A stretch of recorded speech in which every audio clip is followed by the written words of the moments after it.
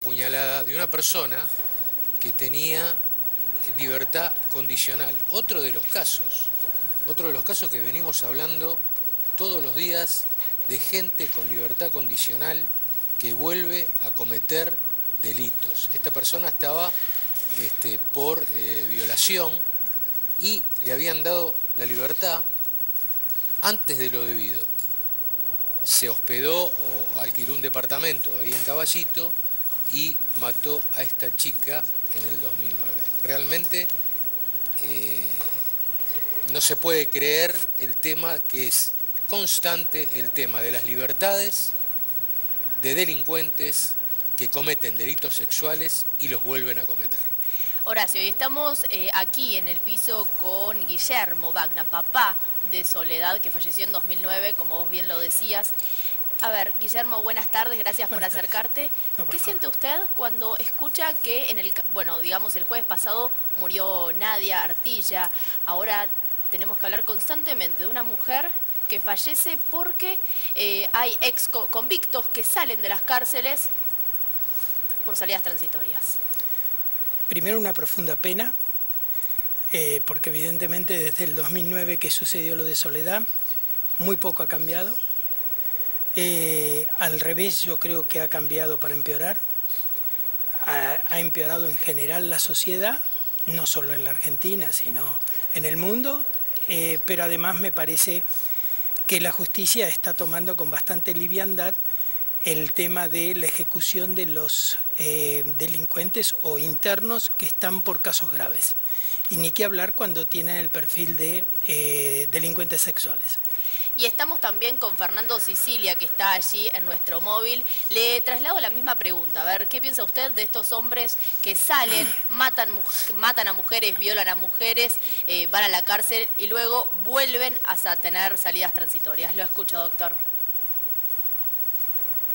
¿Qué tal? Buenas tardes. Bueno, en primer lugar, lamento el invitado que tiene ahí, la situación que le tocó vivir. Es difícil opinar teniendo una persona que ha perdido un familiar. Lo que sí le puedo decir que si me mando a hablar sobre lo que es lo legal, estas cuestiones corresponden, están dentro de los tratados internacionales de derechos humanos como dentro de la ley de ejecución penal, que a lo que apunta es la reinserción social del condenado. Lo que pasa es que cuando hablamos de delitos sexuales, estamos hablando de otro tipo de delitos. Son cuestiones que tienen que ser abordados desde una cuestión interdisciplinaria entre asistencia social, psicológica y psiquiátrica, que desde la óptica de la criminología ni siquiera en todo el mundo se ha podido resolver la cuestión del delincuente sexual. Entonces es una cuestión muy compleja. Yo siempre hago una separación entre lo que es la delincuencia sexual y el resto de la delincuencia. Pero bueno, los informes lamentablemente los realizan de forma laxa los informes del servicio penitenciario, pero además también nos tenemos que replantear ante este crecimiento exponencial que hay de detenciones, disiento en cuando se habla de puertas giratorias, en la actitud de los jueces. ¿Por qué? Porque los jueces tienen miedo de salir en la televisión. Entonces, delitos que antes eran excarcelables o que están en la misma ley que piden que se aplique para las penas, también esa ley sirve para aplicar las excarcelaciones. Y en este caso los jueces están haciendo crecer exponencialmente la población penitenciaria, para lo cual nuestro sistema no está preparado de ninguna manera. Ningún delincuente recibe un tratamiento que está dentro de los previstos por la ley de ejecución penal. Es simplemente meterlos en una lata y que el día que cumplan la condena, sea con libertad condicional o no sea con la libertad condicional, van a volver a estar entre la sociedad. Si a un delincuente lo condenan a 6 años, a los 4 años tiene derecho a la libertad condicional. Ahora, que esté 2 años más detenido y cumpla la totalidad de la condena, ¿eso lo mejora, entre comillas, para estar entre la sociedad? Claramente no. Por eso es un tema muy complejo de abordar. Doctor, ¿cómo considera Sí. el tema de los jueces? Los jueces reciben un informe del servicio penitenciario y no es concluyente el tema, no lo utilizan como para poder, según el consejo del servicio penitenciario, que muchas veces dice que no tienen que salir. Sin embargo, los jueces los dejan salir y les dan la libertad, ya sea el juez de ejecución penal o en el caso de que el juez de ejecución penal se niegue a darle la libertad, apelan a la Cámara y la Cámara le da la libertad. ¿Usted no considera que esos informes que dejan de ser vinculantes tendrían que ser vinculantes y que los jueces tendrían que, yo diría, usar un poco más el criterio con respecto a estos delincuentes sexuales? Sí, bueno, antes que nada, buenas tardes también para usted. Y en primer lugar, lo que tendrían que hacer los jueces es dejar sus cómodos sillones y empezar a visitar los penales. Y algunos jueces lo hacen cada tanto, pero hay jueces que no tienen ni idea de quiénes son los detenidos, no tienen ni idea. 2 cada 10. Leen los informes cuando... sí, prácticamente, y menos también. El tema es que leen los informes que hacen los del servicio penitenciario. Y bien, usted tiene conocimiento que lo del servicio penitenciario, en primer lugar, se cubren ellos. Si no le brindan una asistencia, hay gente que está con problemas de salud y no son atendidos, y figura en los informes que sí son atendidos. Y tengo clientes que sufren, los tienen que sacar a un hospital extramuros, o están con prisión domiciliaria y tienen que tener atención médica porque tienen fracturas, tienen todo este tipo, y no los sacan por falta de infraestructura de vehículos, de móviles. Entonces muchísimo menos reciben un tratamiento. Y como estos jueces no salen de su poltrona, evidentemente no pueden realizar el informe. No pueden saber si ese informe es vinculante, tanto para bien o para mal, porque muchos internos, y bien sabe cómo funciona el servicio penitenciario, algunos tienen prebendas, otros no, algunos tienen enfrentamientos con el personal penitenciario, otros no, y eso va a influir en el informe que salga positivo o negativo, según con el que caiga el director. Y todo el equipo interdisciplinario muchísimas veces no puede, no digo que no quiera, no puede atender a todo el cúmulo de presos y la cantidad de presos que hay. Estamos hablando que en celdas para 4 personas hay 16, volvieron a abrir comisarías. El mismo ministro de Seguridad de la provincia está pidiendo que por favor empiecen a implementar pulseras, porque ya no dan más los penales. No dan más, entonces muchísimo menos los recursos humanos para hacer estos informes y hacen un copia y pega de lo que es informes anteriores. Pero ¿por qué y en eso entra a jugar conducta, concepto. ¿Qué labones están fallando en el sistema penitenciario para que la cárcel no cumpla con el fin para el que está previsto, que no es para castigo del reo, sino para permitir progresivamente su readaptación social y resocialización? ¿Y qué está fallando en primer lugar? Tengo detenidos que quieren hacer cursos por la estimulación de oficios, por el tema del estímulo educativo, para acceder antes a los beneficios y quieren estudiar también para resocializarse. No pueden. No, sí, quiero hacer la secundaria. No, tenemos primaria nada más. Bueno, quiero trabajar. ¿Por qué? Porque con ese trabajo no solo se reincorpora a la sociedad, vuelve a tener el hábito de trabajo, sino además que mantiene a su familia de afuera, porque recordemos que el 70-80% de los detenidos son de clase baja y con el trabajo que hay en el penal mantienen a sus familias con el peculio. Pero ¿qué pasa? Van a pedir trabajo y no se lo dan en el penal, van a pedir estudiar y no se lo dan, no hay profesores. Mismos presos dan clases para que sus propios compañeros puedan acceder al estímulo educativo. Y ese es el problema, está totalmente saturado el sistema, está colapsado, y esto no es nuevo. Esto es de este gobierno, del gobierno anterior y del anterior, y así sucesivamente. Nadie jamás intentó realizar una reforma sustancial del sistema penitenciario. Sí, le interrumpo un segundo para tener la palabra de Guillermo. A ver, ¿qué siente usted cuando escucha esto? De que el victimario de un hecho termina siendo víctima de la sociedad y no una persona que mató, violó a una mujer. Eso me suena a un tema abolicionista que implementó el doctor Zaffaroni en la facultad hace ya más de 20 años. Tenemos una facultad que es la UBA, que lo único que produce son abogados que son defensores de victimarios. Bastantes pocos abogados penalistas se dedican a querellar. Y el problema más grave es mezclar las cosas. El perfil de un delincuente sexual no tiene nada que ver con la mayoría de los internos que hay adentro de un penal. Por algo están separados, no están juntos con el resto de los presos, y además se intenta que hagan determinadas cosas, como dice el doctor, por ejemplo, el poder estudiar, el poder aprender un oficio. El asesino de Soledad aprendió a ser luthier, hacía guitarras y teóricamente enseñaba música, con lo cual estaba cumplido esa tarea de no solo haber aprendido, sino enseñar.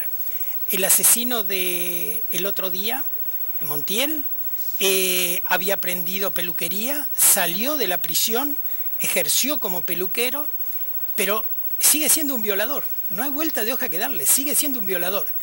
El tema es el trastorno de personalidad que tienen. No es una cosa que lo va a resolver un tratamiento psicológico, como dicen, nivel 1 y nivel 2 del servicio penitenciario. Eso tiene que ser algo mucho más profundo y teóricamente se le ha puesto con la ley del año pasado de la modificación de la 24660 para determinados crímenes o delincuentes que están presos por determinados crímenes graves, que son los más graves, por algo tienen determinados condicionamientos mucho más severos para poder acceder desde el punto de vista psiquiátrico de salidas transitorias y libertad condicional, lo cual no garantiza demasiado del todo, pero cada vez es ponerle una traba más a la salida, a ver, ¿cómo diría? Sin pensar de los jueces que terminan siendo asesinos de lapicera. Yo considero que ha sido una persona que ha colaborado con Pablo Díaz para asesinar a mi hija, al doctor Axel López.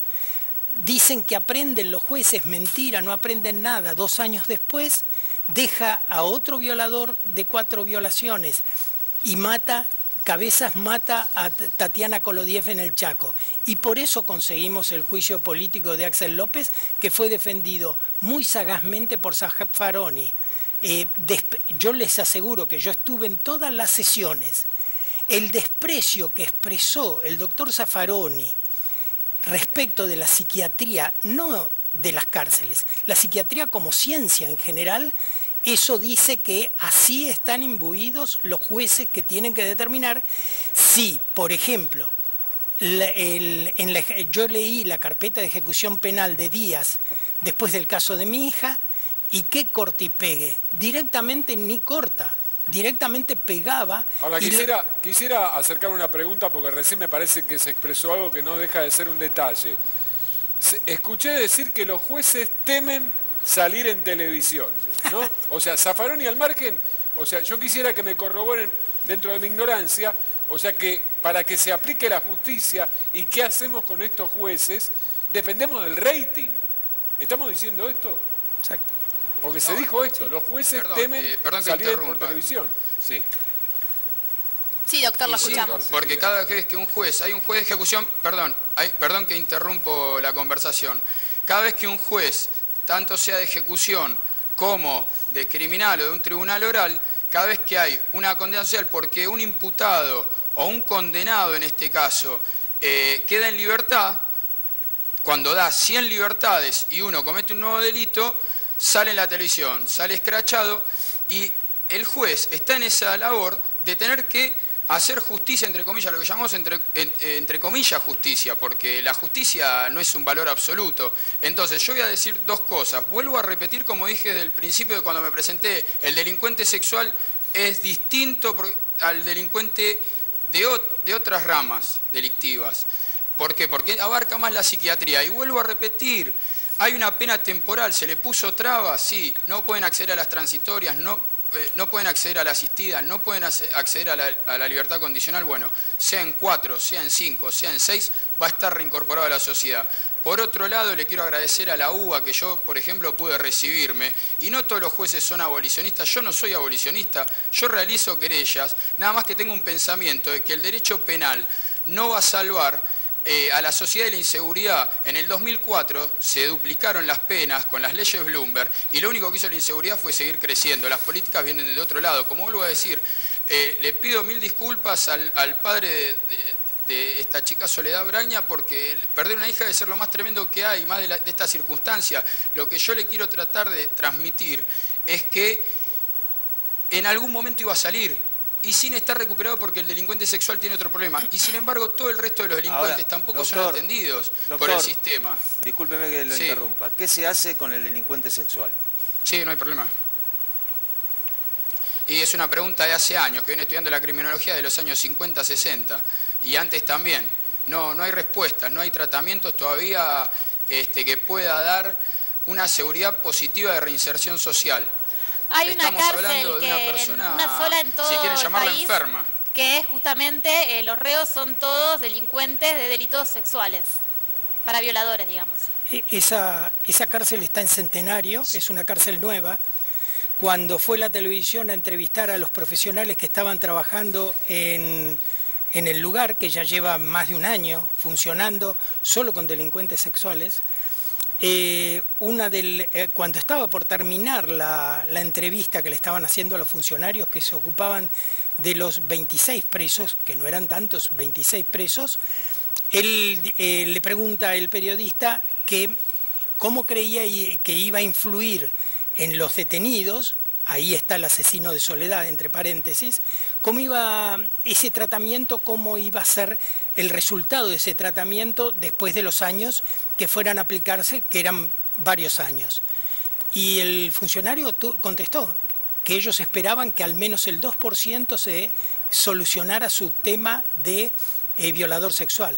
Con lo cual, evidentemente es algo tremendamente complicado, pero hace 6 años vino a Córdoba un médico psiquiatra norteamericano, es argentino, nacido en Argentina, en Córdoba, y a los 12 años fue y se recibió como psiquiatra en Norteamérica, y él trabaja en un estado donde, terminada la condena de los delincuentes sexuales, van al instituto que él dirige, que es un instituto especial de psiquiatría para delincuentes sexuales, y pueden ellos extender la internación el tiempo que ese instituto considere.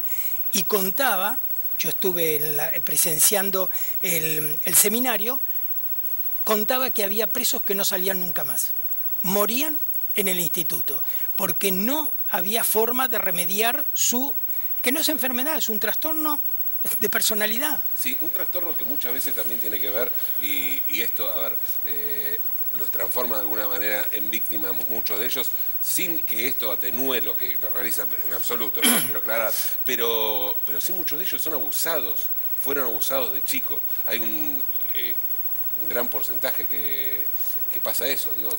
Sí. Igualmente eso no justifica. Digamos que sí, no en el caso del asesino de Soledad, no en el caso de este Montiel, porque si no rápidamente el abogado le hubiera recomendado que lo dijera, pero no. Sinceramente no creo que sean ni la gran mayoría, pero además no nos olvidemos, el 3% de las personas que están en las cárceles son delincuentes sexuales, solo el 3%. Con lo cual, el seguimiento especial que deberían tener se hace un poco más sencillo para los jueces. Pero en serio, hay jueces que no les importa los estudios psicológicos que le han hecho en la cárcel, y sabiendo que muchas veces, como dice el doctor, es corte y pegue. Doctor, sí. Sí, aparte, quiero también poner de resalto que, por ejemplo, en Capital, en la órbita del Poder Judicial Nacional ordinario, porque en federal lo hacen los mismos tribunales orales, hay 3 juzgados de ejecución penal.